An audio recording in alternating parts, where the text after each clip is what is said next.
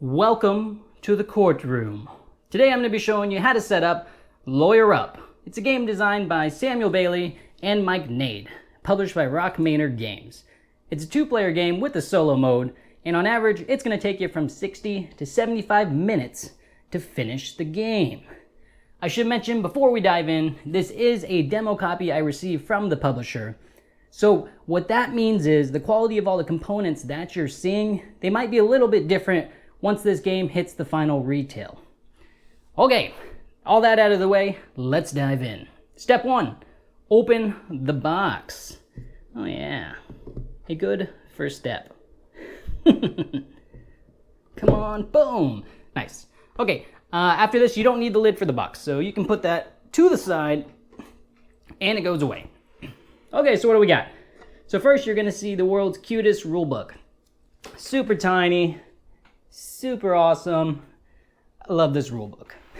So the rulebook I put to the side, and what I like to do first, I like to set up both the prosecution and the defense decks. I like to do this first because it's the same no matter what case you're playing or what kind of game you're setting up. So let's get that going. So to identify the cards, what you're going to notice is there's going to be a card sleeve, or there's a couple of card sleeves in the game. And what's neat is, so it comes with these card sleeves. You can use these to identify where the card should be going. That's for the prosecution. So what I'm going to do is I'm going to take out all the cards in my prosecution area, put them down. I'm going to take out all the cards in my defense area because they also have their own little section, and take them out. But more importantly, if this is your first time setting it up, it's not going to be organized like this. So the way to tell the difference between if it's a prosecution card in the base deck or a defense card in the base deck, what you want to take a look at, here's a card in that deck. What you want to be taking a look at is number 1, the top left of this card. See how it's red? It has the letter P. That means it's for the prosecution. But more importantly, to know that it belongs to the base deck, you're going to be looking right next to the title in this area right here. So on this card, there's nothing there, right? Because there's nothing there, that tells us that that belongs to the base deck for the prosecution. And that's because it's red and there's nothing identifying what other case it belongs to. For example, here's a case card from one of the cases. You can see right here, right next to the title, that says case 00. So you don't want that in the cards. And that's how you confirm that it is in fact part of the prosecution deck. So you do that, and then for the defense deck, it is the same exact thing. But the only difference is, lo and behold, the defense cards, boom, they're gonna have a D on the top left and it's gonna be blue. And again, notice how next to the title of the card, there's not any symbology, titles, anything like that saying what case it belongs to. So that's how you know it's in the defense base deck. Very good. Okay, we've got that set up. Now we're gonna do one of my favorite parts. It's the tokens. Okay. So for the tokens, I'm gonna take them out, and what we have is red's gonna be prosecution, blue's gonna be for the defense, and what I'm gonna do is just start making room to set everything up. I'm gonna put this guy to the side. So what you're gonna see is for each side, you're gonna have 2 different types of tokens. And this is one spot that I should mention that is misprinted in this demo copy. So these tokens, they're all double-sided, and you have the thing printed on both sides of it. The only mistake is in the final product, they're not gonna be printed on both sides, right? And that's so once you use these tokens, you can flip them and show they're exhausted. But because they're printed double-sided, in this version, you have to just put it to the side. So the 2 tokens you're gonna see are, here's one right here. This is the objection token. And this objection token, this is a nasty guy. If one of your, or I guess if your opponent, if they play an argument card, you can object to it once per witness, and you can force them to discard that argument they just played and make them do another move. So these are very valuable to have. And the other token you're gonna find in here is going to be this guy, the sidebar token. So the sidebar token, you can use that to gain the judge's favor and draw another card to your hand. It's a very valuable tool throughout the game. Okay, so you got the tokens for both sides. And now we're gonna grab their influence dials. Influence dials are gonna look like this. Obviously the red's gonna be for the prosecution, blue for the defense. Very color coordinated in this game. And you have prosecution on the bottom too. And what the influence dial is gonna be, that's gonna be what tracks the influence that you gain. And you're gonna be tracking it per witness. And essentially the way this game works is when you're examining a witness, you need to play arguments, evidence, procedures to then gain influence and essentially win that witness. And as you gain influence, you'll be keeping track of it on this nice little dial here. Okay, so now that we've got that, what you're gonna do is put them on both sides of each other. Well, let's reach, oh yeah, okay, perfect. Very good. And now that is setting up the base decks for both the prosecution and the defense. So now what you need to do is, we need to decide what case are we going to be playing. So you can see in the box here, there's 3 sections. You've got this middle section, which I think you've already discovered is all the tokens in the game. But what you have on this side, you have case 00, the art forgery case, and you have case 01, the murder trial. So the base game comes with 2 trials. For the purpose of this how to set up video, we're going to be acting like it's your very first game of Lawyer Up that you had ever played. So for that, we're going to be doing the Art Forgery Trial as our example. And it's good to note, there are variable setups for this game. So that's why we're going to just do your very first game, because the setup is different for the Art Forgery Trial versus the murder trial. And then even within those individual trials, there's even different setups to kind of give you different replayability options within each case. So, like I said, we're gonna be focusing on art forgery. Oh, the one thing I should mention in the tokens, the last thing that I did not show y'all, you're gonna see these 2 die here. There's gonna be a red one and a blue one. You would think they go with the prosecution and defense, but these are actually for the single player mode, and they're to be used for the quote-unquote automa is what it's called. It's essentially a single player AI that you play against. So that's the only time you need to die. If you're just playing a 2-player game, you do not need that. Okay, so we've decided on the art forgery case. What you're gonna do is, and like I said, how this game has a lot of card dividers, it also has card dividers for the cases. So that is really nice. Once you organize everything your initial time, it makes everything much quicker. Okay, so let's take all the stuff out that's associated with this case. And first thing we're gonna do is we're gonna set up the judge.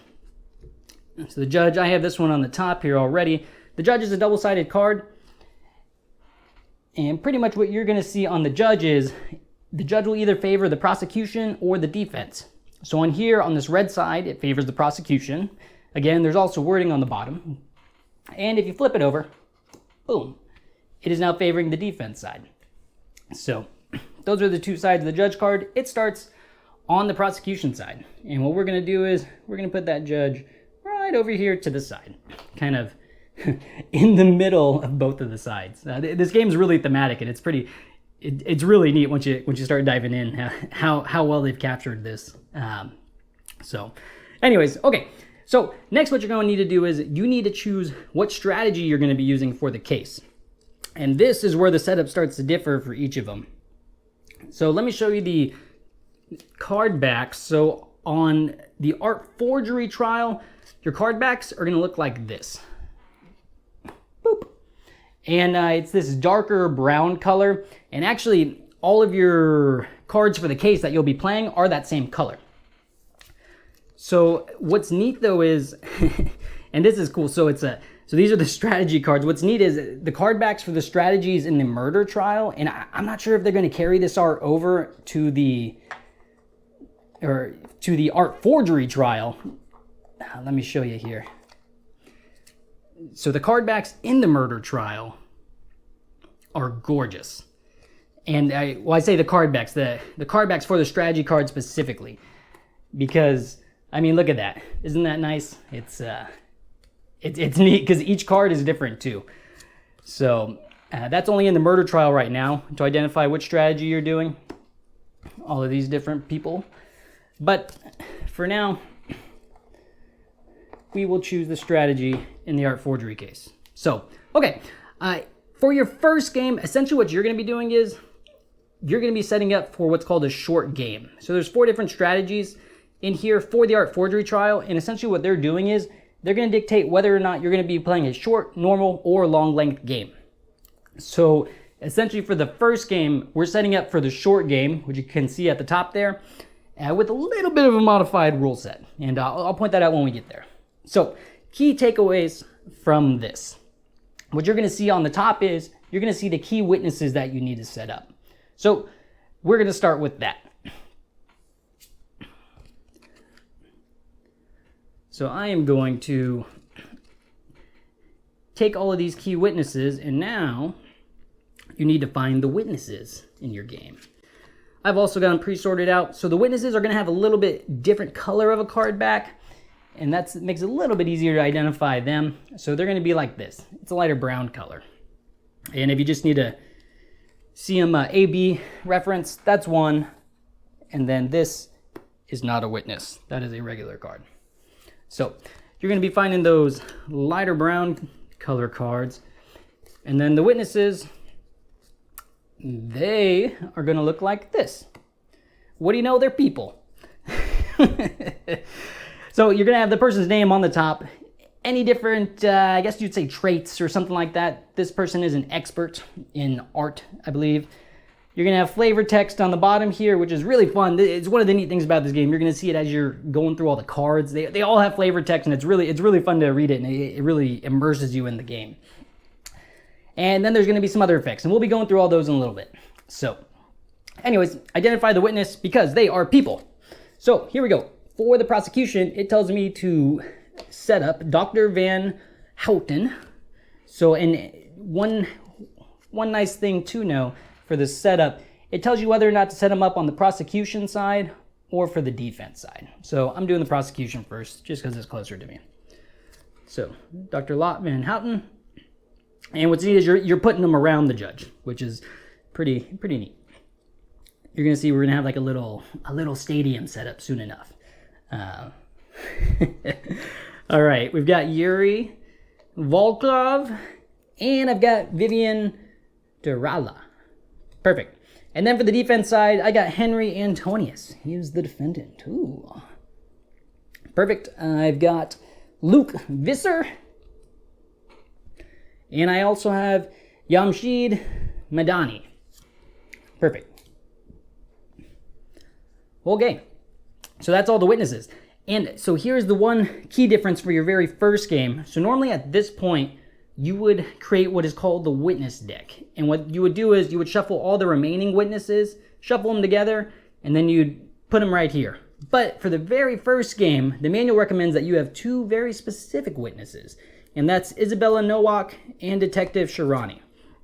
So I'm going to take those 2 cards, I'm going to shuffle them really good as I can shuffle 2 cards, and then I'm going to be putting them right above the judge, and that's going to be your witness deck.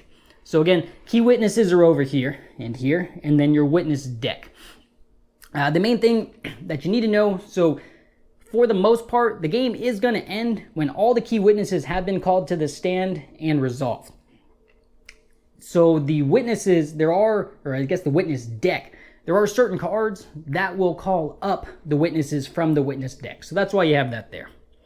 So all the other witnesses that you have that aren't in this very first setup, you can just put them back into the box. We do not need them. Very good. Okay, we've got the witnesses set up. You have some, well, we'll get to this in a little bit. We've got the prosecution. Got my strategies over here. So I have all my case cards here, but we're going to wait 1 second to do that. And instead what I'm going to do, I'm going to grab this little baggie. And we are going to set up the jurors. Or the ladies and gentlemen of the jury. So the jury cards, or juror cards, the individual ones, are going to look like this. So what you're going to see is they're going to have 2 spots for the prosecution, 2 spots for the defense, and then they're going to have a number in that top right of them. That number is their, it's not the influence value, it's what their, how easily influenced they are. There's a term for it, and it's escaping me right now. Oh, how easily they can be swayed. There we go. So what this number 1 means is, it means that you're going to have to spend that much influence to then sway the bias on this juror by 1 spot. So, and what you're going to notice too is these are double-sided. Let's take a look at the back side. And the main difference on the back side, you can see that lock symbol on the prosecution. So that is only for the murder trial. That adds a little bit of asymmetry to both of the sides where the prosecution can actually lock in bias, which is pretty neat. But for this first game, you don't need that because we're doing art forgery. We just need the regular side without any locks. So what you're going to do, you're going to set them up in a line. Watcha. 1, 2, 3, 4, 5, 6. Yeah, that's pretty even. Almost middle. Middle-ish. Okay, and you're going to do it again because there are going to be 12 ladies and gentlemen of the jury. Oh, and by the way, there is a card in the game that it's got flavor text that says, "Ladies and gentlemen of the jury, for I am a simple person." It was when that showed up, I was very pleased to be able to play that and get to read that off. So, okay, so you've got them set up. 2, that's rows? Yeah, I think that's rows. So you got 1, 2, 3, 4, 5, 6, all lined up together. So now what you're going to need to do is, come on. All right. Baggie, back in the box. So now what you're going to do is you're going to set up all these tokens. So these are the biasy tokens, and they represent different biases that a person might have. So the only thing that you're going to need to not include in this, there's going to be these 2 white ones with the little crosses on them. Let's see how that shows up. So these you can kind of keep to the side for now, because what those are going to do is those are going to cancel effects of other cards, and that's how you mark it. So with all these other tokens, you're going to mix them up, and then randomly what you're going to do is on the bottom row, you're going to put one bias towards one side of the defense. So I've got a biasy token on one side towards the defense for the whole bottom row. And again, these are randomly chosen. Boom, boom, boom. And then for the top row, you're going to do it one side towards the prosecution. Again, randomly chosen tokens. So when the game starts, the jury is split. Half of them are for the prosecution, and half of them are for the defense. Ooh, come on. Perfect. And obviously, these tokens are how you're going to keep track of who does this individual juror a favor. So where's that go? Defense. Great. So now we have our jury set up, and we're almost ready to get into the first main phase of the game. So one thing that's neat too is, and now we're gonna be going to our case deck. So this is what I was attempting, very much wanted to talk about earlier on. Now we'll get the rulebook out of the way. So each case comes with a very neat card that gives you flavor text and sets up the case that you're going to be playing. They're double-sided, and it's a very fun thing to read before you start playing, because again, it immerses you. So, okay, what do we have? Key witnesses set up, witness deck, judge favoring the prosecution, base prosecution deck, tokens, influence dial, same thing for the defense, jury set up, and now we got to set up the case deck. So, for the case deck, your strategy cards that you chose, that's going to dictate how you're going to set up this case. So because this is the very first game, you are just going to need to identify, there we go, all the cards, and go figure, but I haven't pre-sorted. I like doing that. You're going to need to identify all the cards that have case 00 right next to the title of them. So you're going to want to do that and put them all in their own pile. One thing that you might notice, there's 2 other card types within case 00. So there is this card type, which also says case 00, but notice to the left of the title where it says the portrait, that web, that's its own subset of cards that you would only play if you chose the strategy that told you to include these cards. And how do you know if you need to include them or not? Well, if you were to choose the strategy called smuggling operations, see that web icon right here? Yep, that tells you that, hey, I need to include those cards in my game. Okay, but for today, we're not including those. And then there is another subset of cards, just like that one with the web. Same thing, you're gonna see case 00, that's gonna be right next to the title. And then to the left of the title, you've got a little paintbrush this time. So again, there should be 12 of each of those. So 12 paintbrush cards and 12 web cards. So you want to separate those from the main case deck, and you're not going to need them this game. So I like to just put them back in the box. Get in the box. Okay. Oh, and the flavor text, you don't need this either. This can go back in the box as well. Oh, I say you don't need it, but it's nice.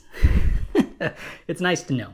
Okay, so all these cards that you have, you're going to shuffle them really good. A lot better than that. And what you're going to do is you're going to put these cards in the middle of the table. These are going to be your case deck. So now we are in the first main phase of the game. It's called the discovery phase. This discovery phase is a pre-trial phase of the trial where each side gets to collect evidence that they think is going to benefit them once they get into the courtroom. So what you're going to do is, because it's your first game and you're not familiar with any of these cards, you're going to shuffle, or not shuffle, you're going to shuffle, and then you're going to deal cards. So what we're going to do is we're going to create 3 stacks of cards of 10 cards each. And what that's going to be is, that's going to be 1 stack for the prosecution, 1 stack of cards for the defense, and then 1 stack for what we call the buried evidence deck. And that buried evidence deck, what that is that is evidence that's buried and not included in the trial, but it could come up later. So you don't necessarily want to get rid of it. So again, prosecution, defense, buried evidence. So 10 for each stack. 1, 2, 3, 4, count with me, 5, 6, 7, 8, 9, here we go, please be 10 cards, yes, great. I did not lose any cards. Okay, so now I've got 3 separate piles. And now what you're gonna do is, I'm gonna take the cards that were for the prosecution, I'm gonna go to the prosecution's base deck, put this card to the side, and then I'm gonna shuffle all the cards that were from the case 00 with the prosecution's base deck. And I'm gonna shuffle it really, really good. Oh, better than that. And then the deck that was for the defense, what do you know? I'm gonna do the same thing. And I'm noticing too, I don't remember if I pointed it out or not, but if I did, you get to see it again. One thing that's neat is both the prosecution and reference, or both the prosecution and defense come with their own reference cards, and these are fantastic. It gives you an overview of how the game works and how the turn structure is going to be. They're double-sided, and they pack a lot of information. Okay, so those are nice to have as well. Okay, so now we got those 2 decks. You're going to take this buried evidence deck, and you're going to put it to the side. I kind of like to put it just outside the jury. So, just to kind of keep it there. So I should mention, again, this is your first game, so that's why we dealt 10, 10, and 10. But what's neat is, if this wasn't your first game, this is where card drafting comes into play. And this is really fun.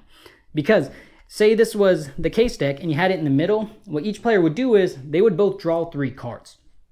And then, after you draw 3 cards, you look at them, and then simultaneously, you would both put 1 card into your own deck, 1 into your opponent's deck, and then 1 card into the buried evidence deck.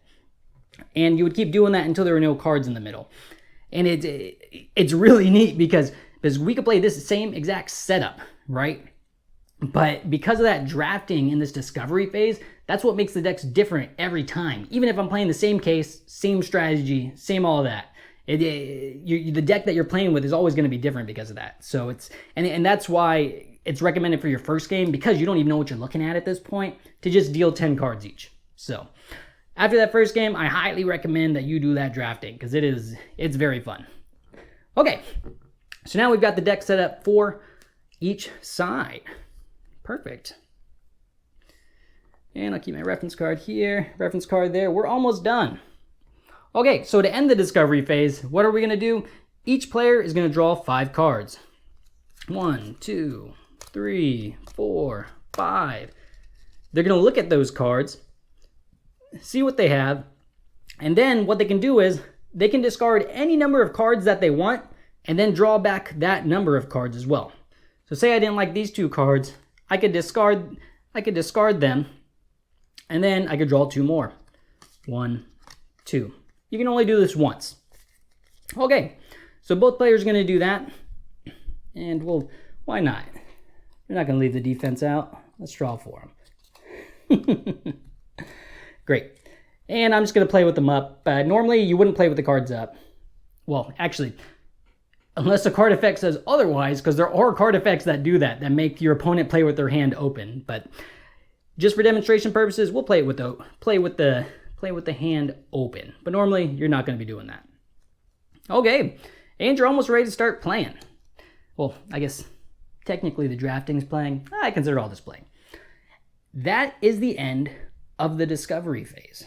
So now, ladies and gentlemen, welcome to our courtroom. Okay, so now we're at the trial phase of the game, and this is the main phase of the game. This is the meat and potatoes. So to begin, you've already got your starting hand. What you're going to do is you're going to now call the first key witness to the stand. And how are you going to decide who does that? Well, whoever has the judge's favor, and like I mentioned before, it's going to be the prosecution at the beginning of the game. They are the ones who get to call the first key witness. So, me being the prosecution, I'm going to choose one of these. One thing to note, because these are the prosecution's key witnesses and the defense's key witnesses, you can call any of them up to the stand that you want. It doesn't necessarily have to be the one that's for your side. And it's neat the more you get familiar with these guys and girls, because you start seeing, oh, okay, this one might really help my opponent, or the more you get familiar, it's neat the strategy that you start introducing with which card do I end up calling up. So, just for the sake of, well, we'll just choose one. Yeah, why not? We'll choose Mr. Yuri. So I'm going to call Mr. Yuri to the stand. And now let's take a look at the cards. So one thing that you're going to see on Mr. Yuri, boom. So there's going to be flavor text below him. And then what you're going to see below that, and please always read the flavor text when you call him up, because it's fun. It adds a little bit of theme to everything. I say a little bit, a lot. So once you call Yuri up, he has what's called a called effect. So you're going to read that effect and you're going to resolve it immediately. And then once that's done, you can also see right below his called effect is a victory effect. So that victory effect, go figure, but if you win this witness, you then get to do that, which in this case it is sway one death icon. So, okay, so that's that. What you're also going to notice is on the left and right of his portrait, you're going to have symbols and numbers and all sorts of stuff. So what you can see right here is this P and the 3. That's going to be the primary value of the witness. So what I'm going to want to do is I'm going to want to orient that primary value towards the person who called the witness up. So I'm going to orient towards me. And now what this means is, because it's red, it's P, it's for the prosecution, I immediately get to change my influence dial and add 3 influence to my dial. For the defense side, even though there is an influence value of 1, because it is not blue, they do not get to add that value to their dial. So even though it says 1, they're actually starting with 0.